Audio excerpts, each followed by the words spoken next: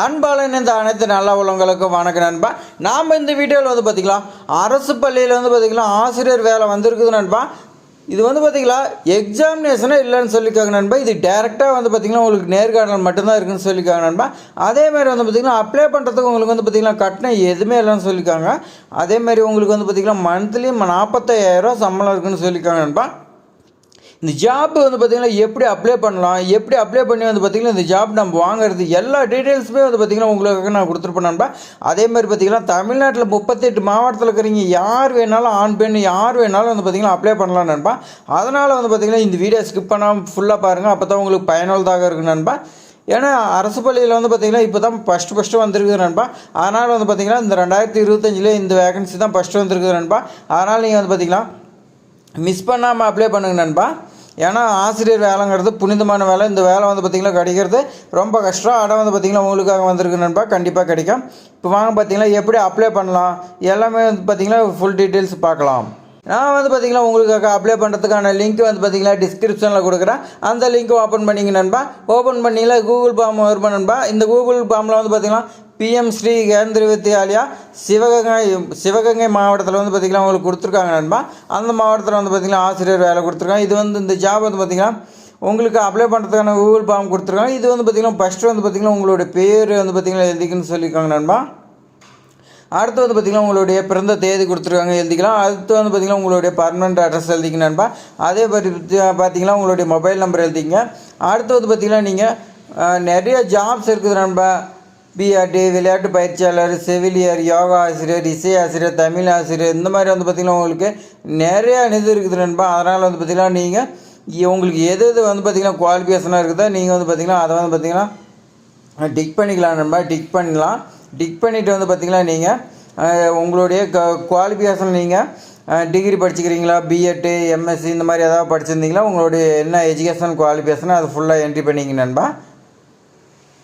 அடுத்து பார்த்திங்கன்னா கற்பித்தல் அனுபவம் கேட்டிருக்காங்க நண்பா. உங்களுக்கு பார்த்திங்கன்னா ஏதாவது எக்ஸ்பீரியன்ஸ் இருந்தால் கொடுங்க நண்பா, இல்லைனா விட்டுருங்க நண்பா.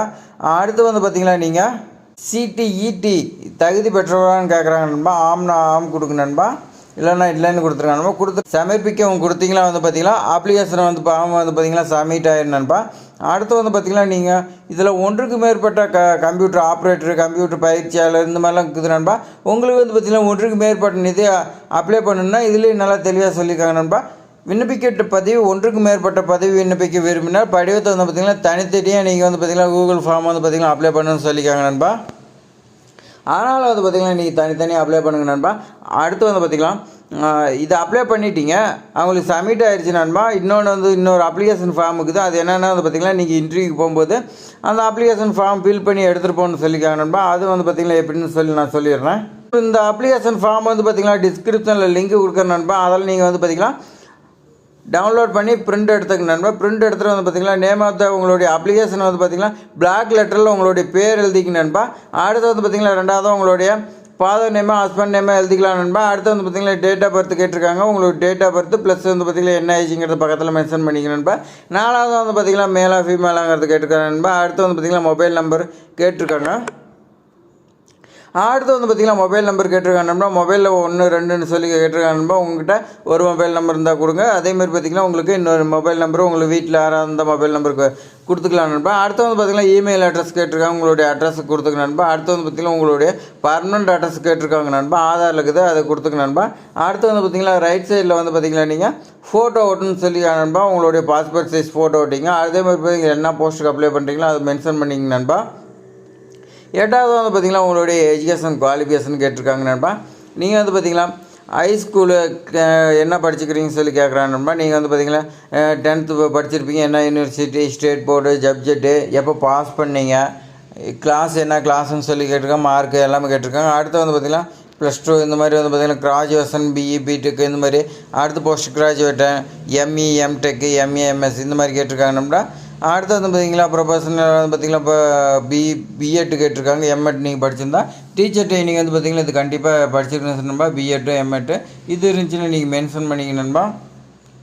வேறு ஏதாவது இருந்தாலும் மென்ஷன் பண்ணி சொல்லியிருக்காங்க நண்பா. அதாவது எக்ஸ்பீரியன்ஸ் ஏதாவது டீச்சிங் சைடில் உங்களுக்கு எக்ஸ்பீரியன்ஸ் இருந்துச்சுனாலும் இதில் மென்ஷன் பண்ண சொல்லியிருக்காங்க நண்பா.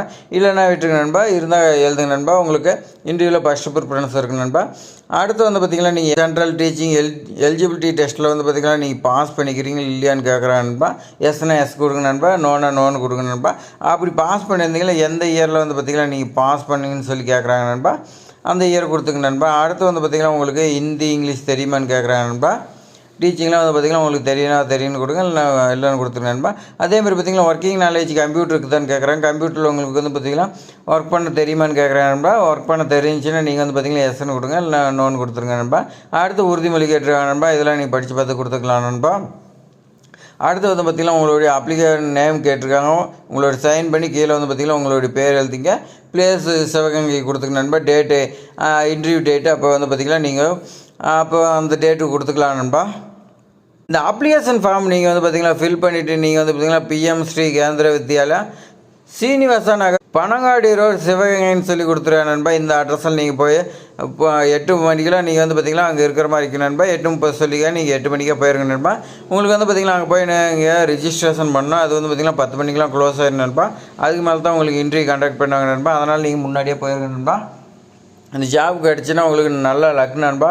அதனால் மறக்காமல் நீங்கள் வந்து பார்த்திங்கன்னா போய் இன்டர்வியூ அட்டன் பண்ணி பாருங்க நண்பா. இது மாதிரி பயனுள்ள தகவல் வந்து பார்த்திங்கன்னா தொடர்ந்து பார்ப்போம். நம்ம சேனலில் சப்ஸ்கிரைப் பண்ணி வைங்க நண்பா. இந்த வீடியோ பிடிச்சிருந்தா உங்கள் ஃப்ரெண்ட்ஸுக்கு இதெல்லாம் அதிகமாக ஷேர் பண்ணுவேன் நண்பா. ஏதாவது டவுட்னா கமெண்ட் பண்ணுங்க நண்பா. தேங்க்ஸ் ஃபார் வாட்சிங்.